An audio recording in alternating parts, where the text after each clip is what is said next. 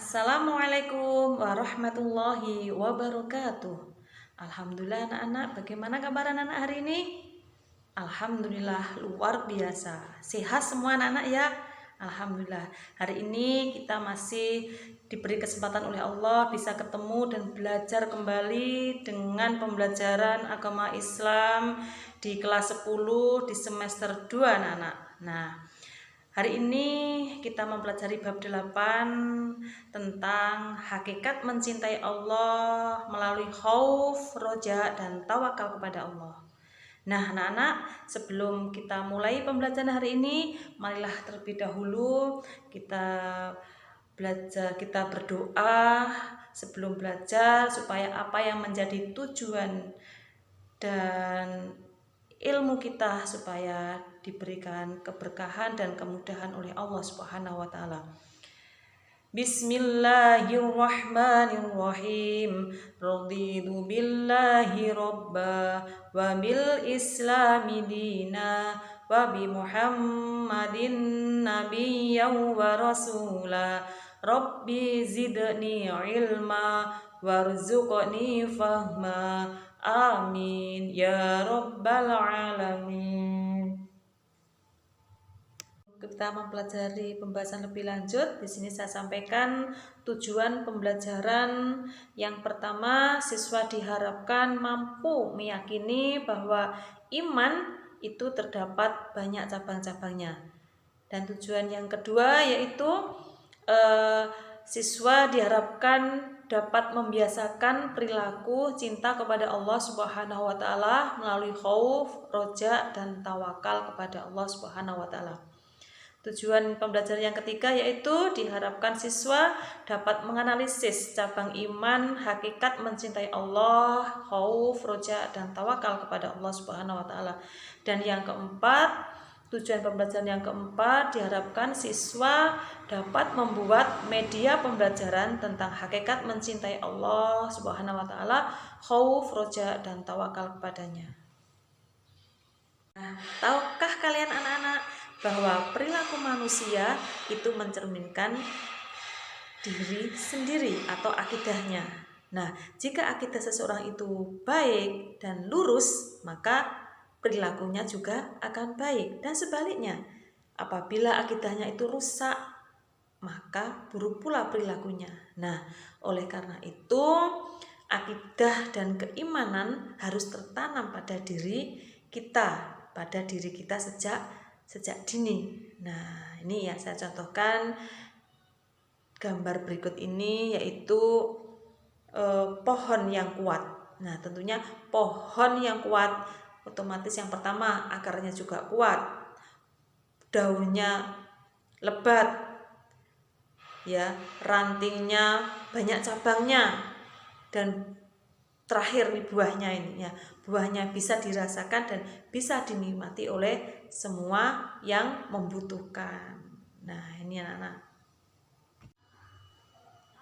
Penanaman akidah itu merupakan seruan pertama Nabi Muhammad SAW saat mengembangkan misi dalam kenabiannya. Oleh karena itu, akidah itu merupakan pondasi dan landasan utama dalam membangun peradaban umat Islam. Marilah kita simak anak-anak dalam Quran surat Ibrahim ayat 24 sampai 25. Bismillahirrahmanirrahim. Alam taro kaifa daraballahu mathalan kalimatan thayyibatan kasyajaratin thayyibatin asluha thabitun wa furu'uha fis sama'i tu'ti ukulaha kulla hinin bi'idni rabbiha wa yadribullahul amthala linnasi la'allahum yatadakkarun. Shadaqallahul adzim. Yang artinya, tidaklah kamu memperhatikan bagaimana Allah telah membuat perumpamaan kalimat yang baik seperti pohon yang baik. Akarnya kuat dan cabangnya menjulang sampai ke langit. Pohonnya itu menghasilkan buahnya pada setiap pohon dengan seizin Tuhannya. Dan Allah telah membuat perumpamaan itu untuk manusia, supaya manusia agar selalu ingat kepada Allah Subhanahu wa taala.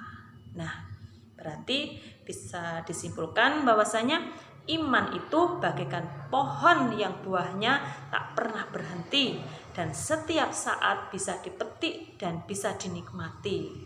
Nah, maka dari itu seorang mukmin telah mampu. Nah, ya, seorang mukmin itu harus bisa mampu mencerminkan dirinya seperti pohon yang di atas tadi. Maka setiap saat selalu beramal soleh, setiap saat bisa membuahkan hasil yang baik. Nah, seperti itu. Firman Allah Subhanahu wa taala dalam Quran surat Al-Hajj ayat 1 sampai ayat 2, ini penjelasan tentang khauf atau hakikat takut kepada Allah. Bismillahirrahmanirrahim. Ya ayyuhan nasu taqu rabbakum inna zalzalatas sa'ati syai'un 'adzim. Yauma tarawnaha tadhalu kullu murdi'atin 'amma arda'at wa tad'u kullu dhati hamlin hamlaha wa taran nasa sukara وَتَرَى النَّاسَ سُكَارَى وَمَا هُمْ بِسُكَارَى وَلَكِنَّ عَذَابَ اللَّهِ شَدِيدٌ. Nah, anak-anakku yang dirahmati oleh Allah, iman terdiri dari 77 cabang. Masih ingat di semester 1 dulu, di kelas 10 semester 1 kita pernah membahas masalah cabang-cabang iman. Nah, cabang-cabang iman 77 cabang itu diantaranya yaitu cinta kepada Allah, takut kepada Allah, berharap kepada Allah, dan tawakal kepada Allah Subhanahu wa taala. Nah, yang perlu saya garis bawahi di bab ini kali ini yang dibahas yaitu mencintai Allah melalui hakikat takut kepada Allah atau istilahnya yaitu khauf. Khauf itu apa sih anak-anak? Khauf itu adalah memiliki rasa takut untuk melakukan kemaksiatan, takut tidak melaksanakan sholat 5 waktu, takut saat guru menjelaskan anak-anak ramai bermain HP. Nah, di sini rasa takut itu merupakan sifat orang yang bertakwa, sekaligus merupakan bukti iman kepada Allah Subhanahu wa taala. Ini harus betul-betul dicerminkan dalam diri seorang mukmin. Kita harus mempunyai rasa khauf, rasa takut untuk melakukan perbuatan-perbuatan yang jelek. Nah, rasa takut ini akan semakin meningkat seiring meningkatnya pengetahuan tentang Tuhannya. Kalau kita sering mengingat Tuhan, mengingat Allah, otomatis kita jauh dari hal-hal yang buruk. Nah, secara tegas bahwasanya Allah Subhanahu wa taala memerintahkan kepada orang yang beriman agar selalu takut kepadanya, hal yang artinya bahwa wahai manusia, bertakwalah kepada Tuhanmu. Sungguh goncangan hari kiamat itu adalah suatu kejadian yang sangat besar. Ingatlah pada hari ketika kamu melihatnya goncangan itu, semua perempuan yang menyusui anaknya, ia akan lalai terhadap anak yang disusuinya. Dan setiap perempuan yang hamil akan keguguran kandungannya. Dan kamu melihat manusia dalam keadaan mabuk, padahal sebenarnya mereka tidak mabuk, tetapi itu adalah azab Allah yang sangat keras. Quran surat Al-Hajj ayat 1 sampai ayat 2. Nah, ini anak-anak kita diingatkan lagi secara tegas ayat di atas menyeru kepada manusia, kepada kita semua agar takut terhadap siksaan Allah Subhanahu wa taala. Dan khauf itu sendiri artinya rasa takut, rasa sedih, rasa gelisah ketika terjadi sesuatu yang tidak disenangi. Menurut Imam Al-Ghazali, rasa takut itu dapat berupa rasa takut tidak diterima tobatnya. Terus, Takut tidak mampu istiqomah dalam beramal soleh. Takut akan mengikuti hawa nafsu. Takut tertipu oleh gemerapan dunia. Takut terperosok dalam jurang maksiat. Takut atas siksa kubur. Takut terjebak pada kesibukan yang melalaikan dari Allah Subhanahu wa Ta'ala. Takut menjadi sombong karena memperoleh nikmat dari Allah Subhanahu wa Ta'ala. Takut mendapatkan siksa di dunia, dan takut tidak mendapatkan nikmat surga. Nah, itu menurut Imam Al-Ghazali ya, rasa takut ya di sini banyak sekali beberapa contohnya. Tanda-tanda takut kepada Allah Subhanahu wa Ta'ala ini ada beberapa, ada 5 hal. Yang pertama yaitu tampak dari ketaatannya kepada Allah Subhanahu wa Ta'ala.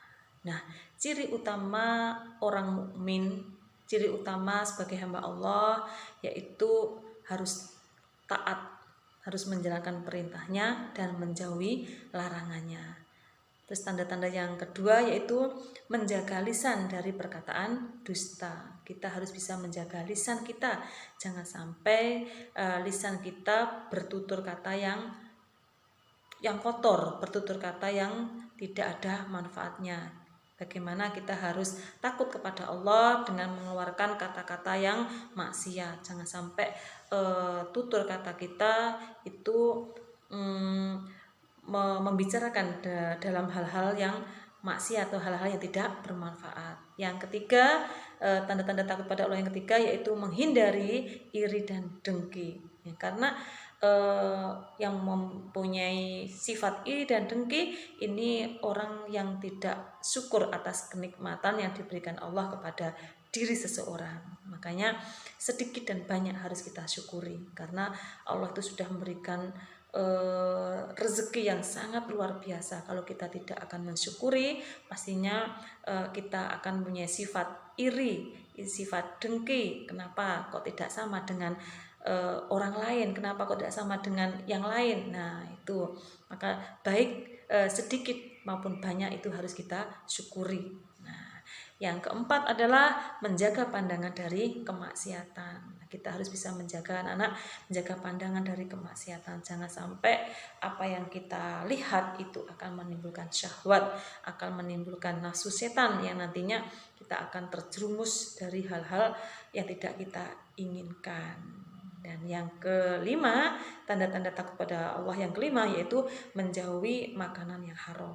Karena kita itu diharapkan harus makan makanan yang halal. Jangan sampai makanan yang kita konsumsi itu adalah makanan yang haram. Nah, insya Allah dengan adanya takut kepada Allah yang sudah saya sampaikan ini bisa bermanfaat bagi kita semua. Amin amin ya robbal alamin. Anak-anakku yang dirahmati oleh Allah, dari pelajaran yang saya sampaikan dari awal sampai akhir, ya, di sini ada beberapa manfaat yang harus kita petik dari sifat khauf, rasa takut kepada Allah. Yang pertama, dapat memacu seseorang selalu mengingat kepada Allah Subhanahu wa Ta'ala dan menyadari bahwa Allah senantiasa mengetahui segala tingkah laku kita semua ini. Dan yang kedua, yaitu dapat melahirkan kebaikan-kebaikan, ya, dapat melahirkan kebaikan-kebaikan pada diri seorang kalau mempunyai rasa khauf atau rasa takut tersebut. Takut kepada Allah membuat seseorang senantiasa berhati-hati dalam menjalankan kehidupan agar tidak melanggar larangan-larangan yang disyariatkan oleh agama. Nah, anak-anakku, demikianlah materi yang Bu Ula sampaikan. Mudah-mudahan bisa bermanfaat, khususnya pada kita, bisa diamalkan dalam kehidupan sehari-hari. Ya, wassalamualaikum warahmatullahi wabarakatuh.